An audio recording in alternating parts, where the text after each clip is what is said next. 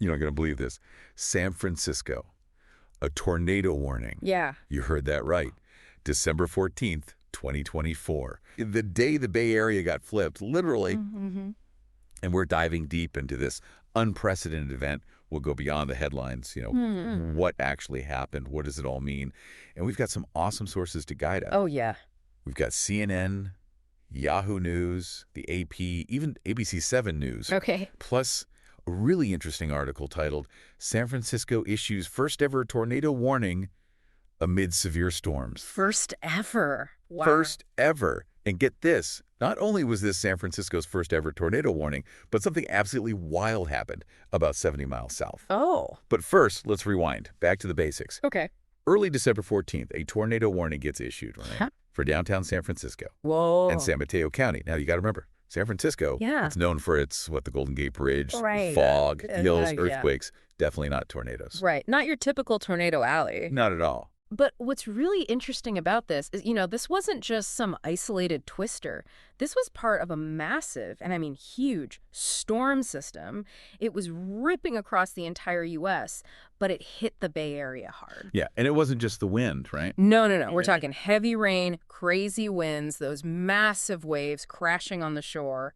It was pretty intense. And get this. Yeah. The Bay Area was already under advisories. Mm-hmm. High surf, coastal flooding, Yeah. all that stuff. So this system rolls in on top of that, and boom, suddenly there's a very real threat of tornadoes. Yeah, and that's what's really important to highlight here. This wasn't just like, a little bit of wind. This was a serious situation, and that brings us to what happened 70 miles south. Right. Scotts Valley. Scotts Valley. So picture this. A shopping mall. People going about their day, shopping, grabbing lunch. Right.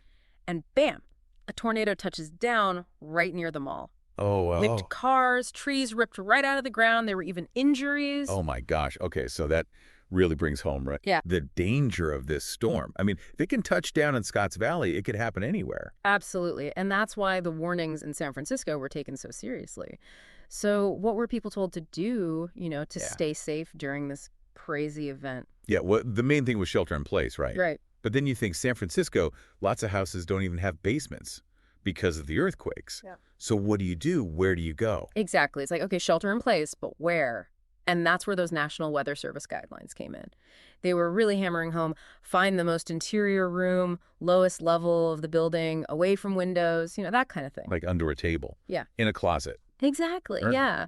Find that safe spot. And they were also really emphasizing stay informed, check those official channels, have a plan in place beforehand, just be prepared. Preparedness is key. Yeah. And it makes you think, it's easy to feel safe in a place like San Francisco.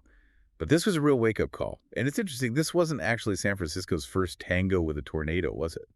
It's funny you should say that because while December 14th, 2024 was the city's first ever tornado warning, a tornado did hit San Francisco back in 2005. Really? Yeah. So an actual tornado hit back then, but we didn't get a warning until almost 20 years later?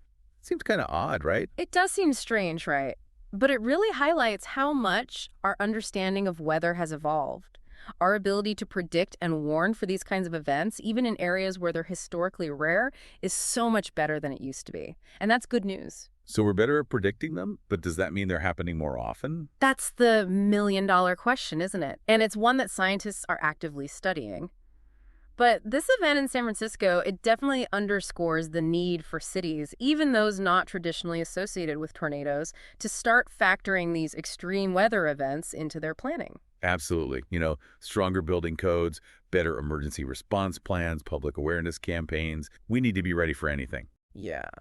And that's kind of the point here, isn't it? If a place like San Francisco, considered low risk for tornadoes, can experience an event like this, what does that tell us about the changing climate, right? Mm-hmm. And how we need to adapt to these new realities? That's the question we all need to be asking ourselves. And on that note, thanks for joining us for this deep dive. Stay safe out there, and most importantly, stay informed. Absolutely. Today is your lucky day. Today is the day that our $3 website works for you, paying you directly to your PayPal daily. Imagine $3 ongoing continuous payments to your PayPal account. Imagine falling asleep and waking up to $300 in your PayPal account. How would this make you feel? How could this help you? What bills could you pay? What kind of fun could you have? What does that retirement look like now? All for a one-time payment of $3. This website is DFY done for you, fully built and completely hosted, and never stops collecting payments for you. You have spent $3 on coffee on a regular, but that coffee won't help you create multiple streams of income. Click the link below.